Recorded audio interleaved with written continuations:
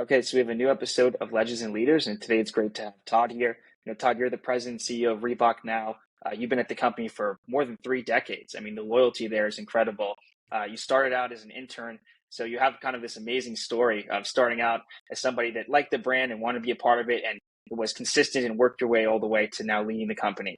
And recently, after this ABG acquisition, you guys have had 40% U.S. market share gain, I think was the last number that I read. And so there's been some tremendous results that already have been occurring under the leadership that you have now. So I'm excited to have you here and to get into your story. Great. Glad to be here, Ben. Thanks for having me, man. Awesome.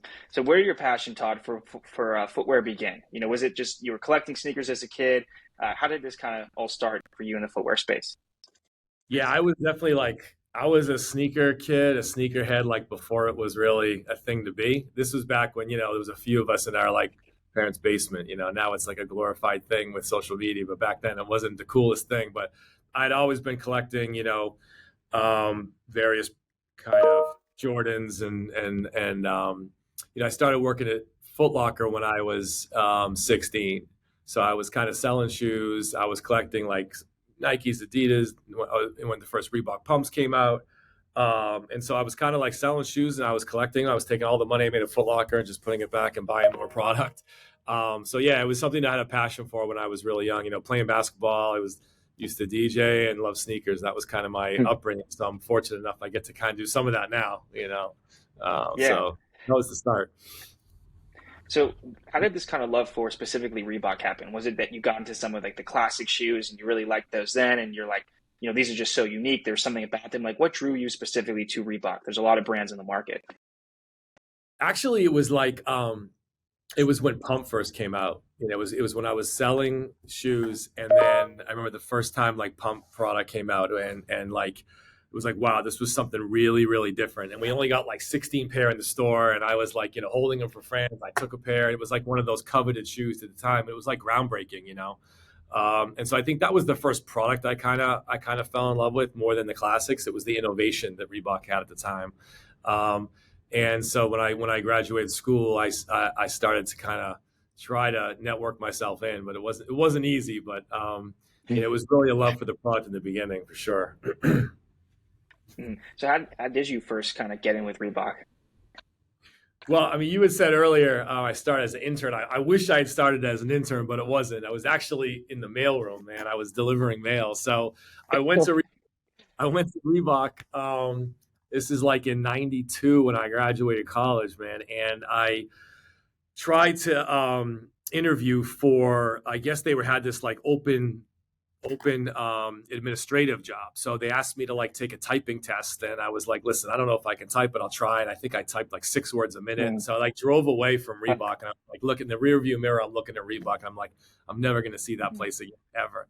But then they called me and they're like, hey, listen, I know you got an education and everything, but we got a mailroom job. I know you graduated college. Would you take it? And I was like, yeah, I'll take it. And so I just started delivering mail, and I delivered mail for almost 14 months, man. I was this is back in the day when there was a lot of mail. So I had the cart, I was pushing the cart, I was putting mail in everyone's slots. And I was networking. I played basketball at lunch with all the kind of senior executives, and I got to know them a little bit because I play ball. And then I got this idea because I knew I couldn't do it for much longer. I was working still at Foot Locker at night, and I was working at Reebok during the day. And I knew I couldn't do it for much longer.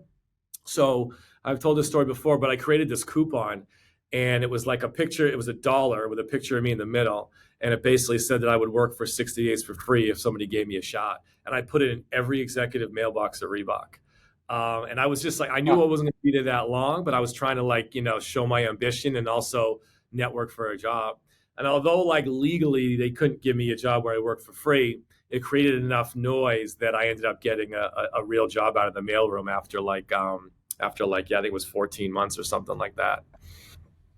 Mm-hmm. So I was hustling. So when you started out, Todd, when you started out, you wanted to clearly get a job at Reebok. That was your goal. Did you think that someday you would become leader of the company, the person that's really the main shot caller? Did you think that was possible at that time? Were you just hey, I like this company, I love sneakers, I'm at Foot Locker, I'm at Reebok, I just want to keep getting better at what I do and keep growing? What was kind of your mindset? Yeah, I don't think it really clicked in the first few years. I think that I was really excited to be at Reebok. I love the entrepreneurship that Paul Fireman brought. I love the passion that people had for the company. I fell in love with the industry and I fell in love with the company really quickly, And I was like, yeah, this is where I want to be. And I think the idea that they were so open to trying new things, like new innovations, new athletes, like taking a risk on an Allen Iverson, like, okay, the industry hasn't embraced music. Let's do a deal with Jay-Z. Like all of these things were so exciting for me and right in my wheelhouse. And so, but it wasn't until probably a little further along in my career that I started feeling like, I could lead this company. Like I have enough experience now. I understand the market. I have the relationships. I've been around the world with the company, and I feel like, I could really lead a brand like this. I culturally know what it represents to be Reebok. I understand the culture and the people. And so I think it was probably around, 8 or 9 years ago that I started channeling my efforts away from being like a passionate sneaker basketball kid to like being an executive that could really drive results. So I think I made that shift like almost maybe a decade ago to start to mindset different about leading a company versus just, making great products, so it was a little bit of a shift. Mm-hmm. So you were VP of the Reebok design group. You managed like footwear and apparel design overall. Do you think that was really like a great place to be in to make to get to the kind of next step that you're in now? And like, what do you think are some of the fundamentals of successful design? Because that's just so important to a footwear brand. Well, I think, the first for me, I grew up in product. My first job was an associate product development manager, like working on the engineering side of footwear. And then I actually moved to Asia and took the opportunity to live in Korea for 3 years, working at a development center. So my heart and soul is in product. But I did, and Reebok allowed me to try other things. So I moved into other areas. I was in merchandising for a while. I also ran our sports marketing division for a while. So I was kind of handling all the league deals like the NFL and NBA and negotiating deals with, guys like Allen Iverson and Peyton Manning and all those guys. And so I always took risks. I would move to Asia. I would leave product, go into sports marketing. I would try merchandising. I tried a lot of different things just to round myself out. So I'd have enough industry experience to one day lead the company. But at the core of what I do and the core of I guess my strength isn't product creation. It's in product design and development and really understanding the consumer trend, what the consumers are looking for, understanding how to interact with buyers and retailers and give them what they need, but also drive the brand. So there's a science to that. And I think I learned that when I was, when I was kind of coming up. But I think the thing today is like, I can't be too involved in that. Like I led product for a while. I was vice president of, product. And now in this role, it's time for me to kind of create an environment for the younger teams to create. And although I roll around once in a while in the hallways and look at product, I try my best not to tell them to change the color or tell them to change the strap. We joke about it a lot because they know where I come from. But, my goal now is to foster a creative entrepreneurial environment, not to tell them, what color the shoe should be or what the apparel item should be, But it does help me today just to kind of leading the company to have a lot of product experience is important, Yeah, for sure. So, one of the reasons I think that ABG wanted you to really lead Reebok was the success that you had with the classics business. I mean, there was just a recent Wall Street Journal article that came out that's like some of the best-selling shoes of the year are 40, 50 years ago they were made. And that's kind of been what's been consistent. Why did you kind of take a liking to the classics business? And what do you think was the recipe for success there? Yeah, well, so what had happened was I was running the sports marketing area and I really enjoyed doing that. And, I was running around the globe, World Cups and NBA All-Star games and signing athletes. And I loved that. I really loved it. But I was missing something in my soul, which was product, And so after a few years of doing sports marketing, I kind of started to signal I'd be willing to come back in. And at that point, our classics business was terrible. And I knew the reason why. And so I went to the guy that was running the company at the time and I said, listen, I'll do classics I'll take over the classics business on 2 conditions. One, you got to let me blow up the business. We got to start over. And 2 is you got to let me bring in a new team. And the reason why it wasn't working was because the team that was in there really didn't understand the history of Reebok and they weren't investing in the icons. When you talk about the fact that shoes that were relevant today, were relevant 40 years ago, it's because this industry is built on, great timeless silhouettes. But it doesn't just happen. You have to invest, you have to storytell, you have to have the right people wearing the product. There's a formula to making these products relevant and keeping them timeless over time. And if your classics division is a whole bunch of different things, it's hard to do that. And what this team was kind of doing is, if a vulcanized shoe was in, they were chasing that. Or if another style was in, they would chase that. And I was like, no, you have to stay true to the core of what Reebok Classics is, what it was built on in the 80s, and what people know it for and what people love. And, it'll ebb and flow. The icons, some come in trends, some come out. We're having a really strong run with the Club C right now, the tennis shoe. But, the goal is that you have to really stand for something. And that's what I brought to the business. I said, and it was hard because some parts around the world had good business with other knockoff stuff. And they were like, yo, Todd, you can't just blow this up, man. I've got, $1 million classics business in Italy or whatever. And I was like, no, we're blowing it up. It was one of the hardest things I had to do, because I had a lot of business partners around the world that thought I was nuts. Like, you're gonna start over, But it was the right thing to do, and it was like a 6 or 7 year journey just to kind of dust these models off, incubate them the right way, storytell it right, and to get them to be desirable again. And I think that's a lot of the kind of stuff we're benefiting from today, was the discipline from that time period. Mm-hmm. So you mentioned, like, early on, Todd, you got interested in Reebok because of the innovation, right? The pump was just so unprecedented. There was nothing like it when the dunk contest happened, and just the air infusion. I mean, it was an iconic moment. And even early on, like going into hip hop, venturing into hip hop with Jay-Z, what do you think is kind of like the next thing that that's kind of this next innovation now that really hasn't been done? Or what are some areas that you want to explore that you think are, the industry really needs to venture into? I think one of the things you mentioned, a lot of things that happened back in the day, and I think a lot of it was driven off of kind of this irreverent persona that Reebok had. We kind of like didn't take life too seriously. Of course, we had world-class athletes, but we were always kind of showing the kind of fusion of style and performance. We kind of always had a tongue-in-cheek approach to sport. We always, we took risks on athletes like Allen Iverson. We took risks on going to the music business with Jay.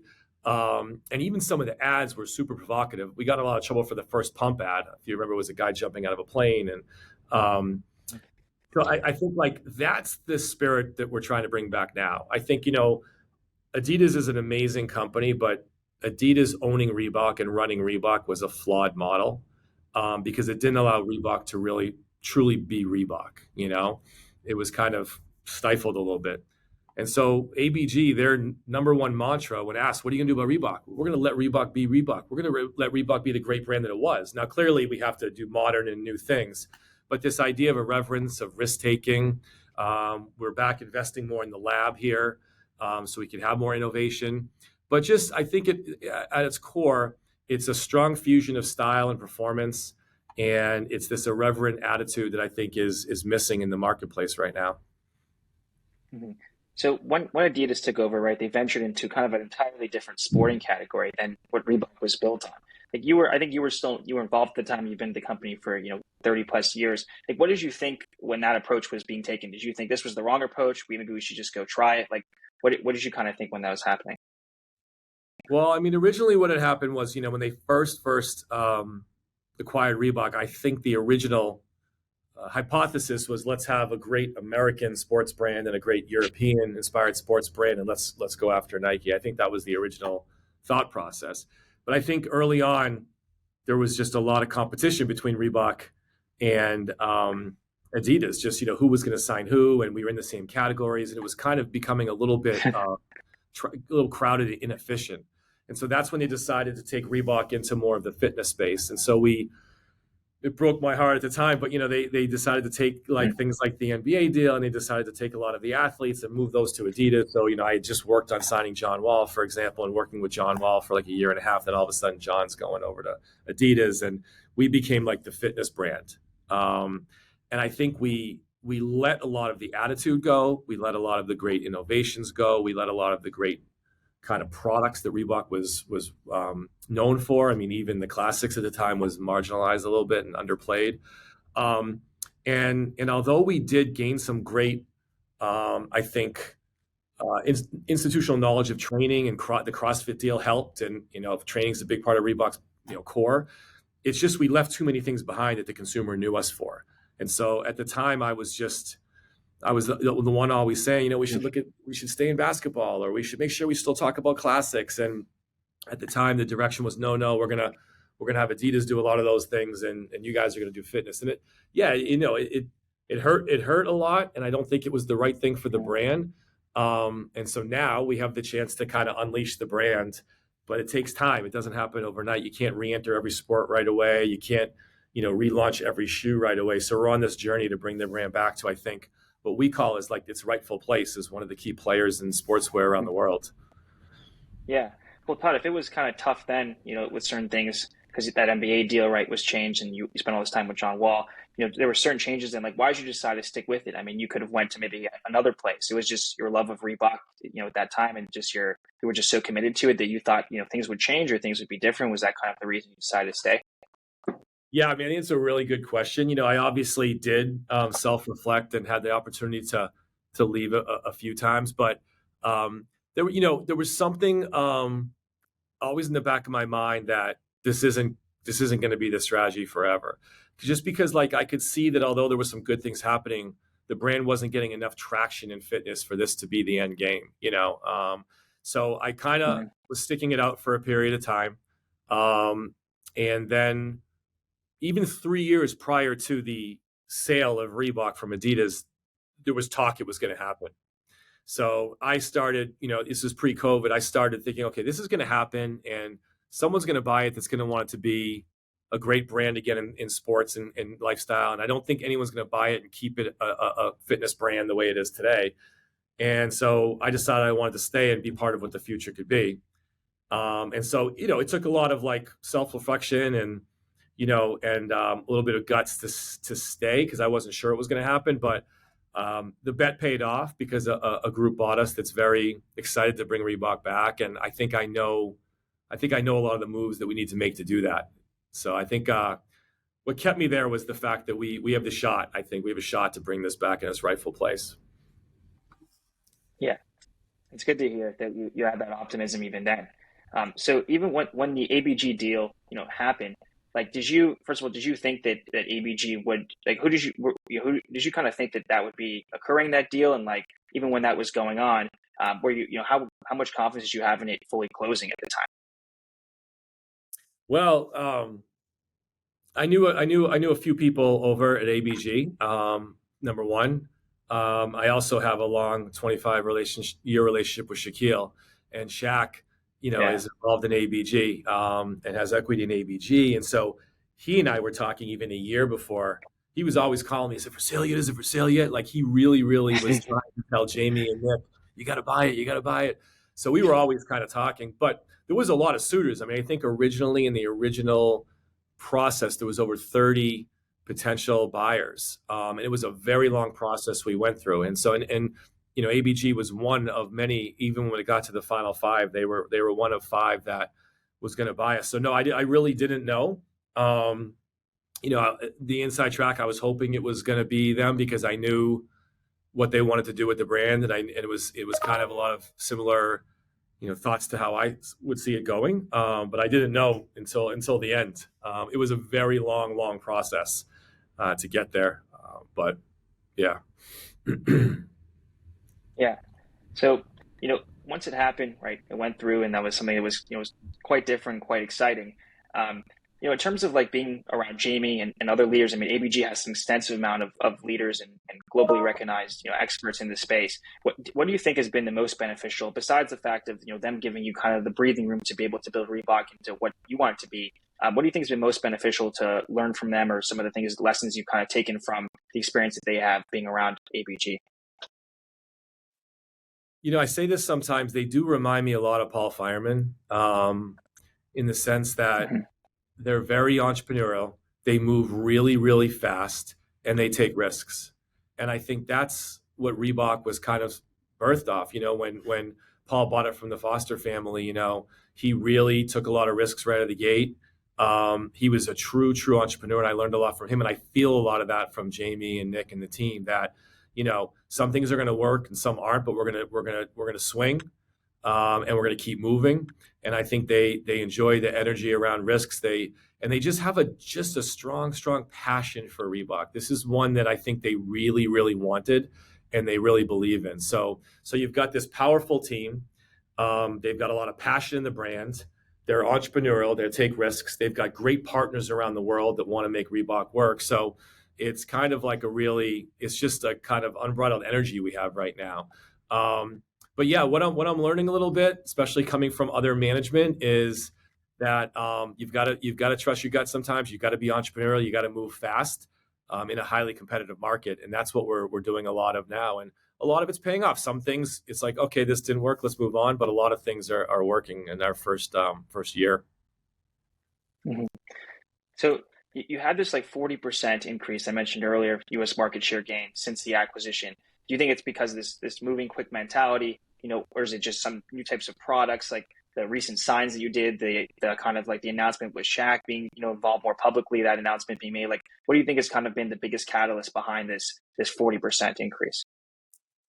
Well, I mean, I think it's a combination of things. I mean, number one, I think, it is the result of a lot of work that's been done to get the classics to be relevant again and get them to be youthful.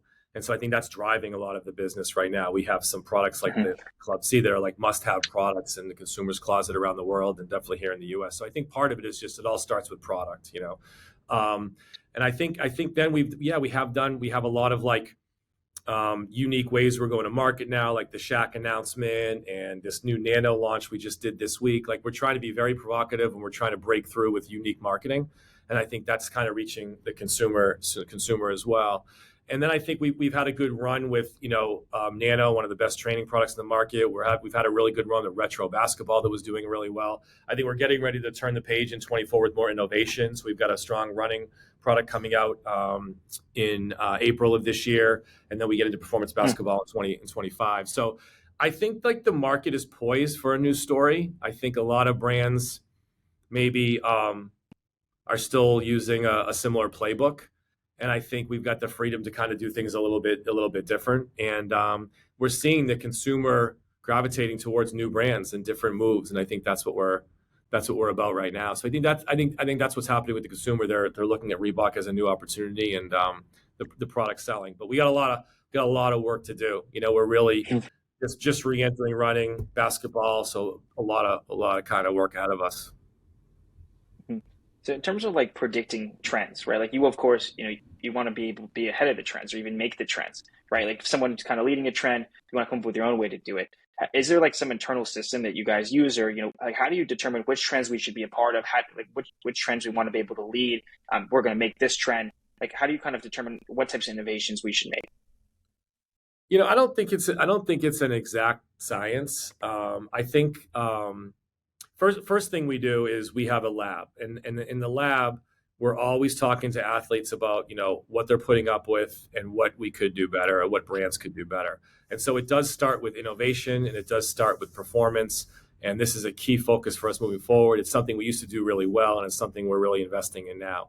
And I think a lot of trends and a lot of what people wear comes from what they're putting up with, and maybe they don't really even know it, but collectively we get consumers together. And that's why you see like these big super foams coming out now, because consumers had said they want more cushioning, and that's why you have this explosion of all these brands doing super foams, and that became a fashion trend. So it doesn't always start with fashion. Sometimes it starts with function and performance and what the need is in the market. We're hyper focused on that.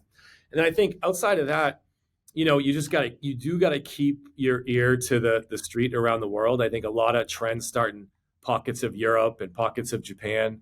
And so we're constantly there. We're constantly, just interacting with young kids and seeing what they're wearing, why they're wearing it. There's certain markets around the world that we know where they're first on things, or they're adopting new looks, or putting things together that haven't been put together before. And you have a chance to kind of see it and react to it and create your own version of it.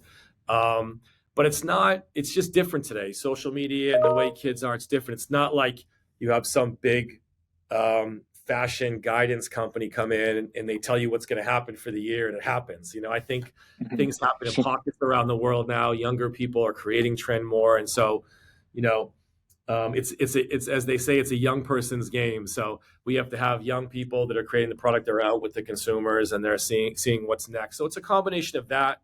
It's a combination of continuing to be innovative in your own way that I think leads to products that people want to buy. So just the last question that I have, Todd. based on all the things you've mentioned about the embracing innovation and the fast moving and, now the new leadership, the willingness to just let Reebok be Reebok, where do you see the brand being, let's say in 5 years, in 10 years? Of course you want it to be, number one, right? That's what everyone wants it to be. But where do you see, like, so what are some of the short-term or long-term goals you see in the next 5 to 10 years Reebok achieving? Yeah, I mean, we have this, we feel we're one of the few brands in the market, and you probably can list who the other ones are, that can truly be a strong lifestyle brand that can play strong in sport and performance around the world. And I think, we know there's probably, maybe including Reebok, 5 that can really, truly, honestly do it, right? And, we used to be a big part of that competitor set. And through all of the stuff that's happened with Reebok, we've kind of fallen out and become a smaller player. I think our goal is to get back to be a bigger player and to be a strong lifestyle and strong sport brand and to be playing in both. And we've always had this strong fusion of style and performance. And I think it's coming with an irreverent way of doing it. So it's kind of like giving the consumer an alternative to kind of maybe a lot of the messaging that we're seeing today. And I think that's what made Reebok really compelling to people before. If you talk to people and you say, what do you remember about Reebok? Depending what era you maybe grew up in, you do remember the irreverence. You remember, I love when they signed and took a chance on this person. I love how they launched Pump. I loved how we always did things a little bit different. That's the magic, I think, of Reebok. And I think through the years, we maybe lost that a little bit, maybe got a little too serious. Obviously, we gave up a lot of the categories and areas we were doing really well in. So this is the idea of bringing Reebok back to its rightful place. I think the secret sauce is in the irreverence and the tone and the innovation and the fusion of kind of lifestyle and sport and taking some risks on some things. I mean, I was fortunate enough to be involved in '96 when 2 of us walked into a boardroom and convinced a bunch of senior executives that didn't know who we were to sign Allen Iverson. And when the executives all said, there'll be another Allen Iverson, we were like, no, man, there won't. You got to sign him, And then I was lucky enough to be in the boardroom in 2000 when the NBA was kind of going through a really difficult period and kids weren't buying basketball shoes. And Paul at the time said, well, what do we do? And we were like, well, kids are really moving towards music now. Music is becoming the biggest influence in sneaker culture, more than basketball players. Well, who's the guy? And we're like, well, it's Jay-Z. And then we went and we did this kind of watershed deal with Jay-Z. And so I think being open to risk moves like that, being open to trying, things, whether it be launching a product a different way or whether signing a different type of person, I think these are the things of the fabric of what Reebok was about that we want to get back to. So in 5 years, we see ourselves being a very, very strong competitor again in the sportswear market around the world and competing with those brands that we feel are similar to us that have permission to play in style, heritage, as well as performance. So that's where we're going. Yeah, that sounds good. Well, look, Todd, I appreciate you coming on. One thing for sure that I think people will learn from this is the excitement and the energy that you have is, I think is going to take this really far. You have a lot of fresh energy, and it's good to see that. And I think that your willingness to embrace innovation is really what made the brand what it was, and is going to continue to make it what it is. And then you're going to find some new categories and new exciting things to be in. And so I'm looking forward to seeing the classics, of course, thrive, but also seeing some of these new innovations that you're talking about come to life. So thanks for coming on, Todd. Great. Thanks for having me, Ben. I really appreciate it.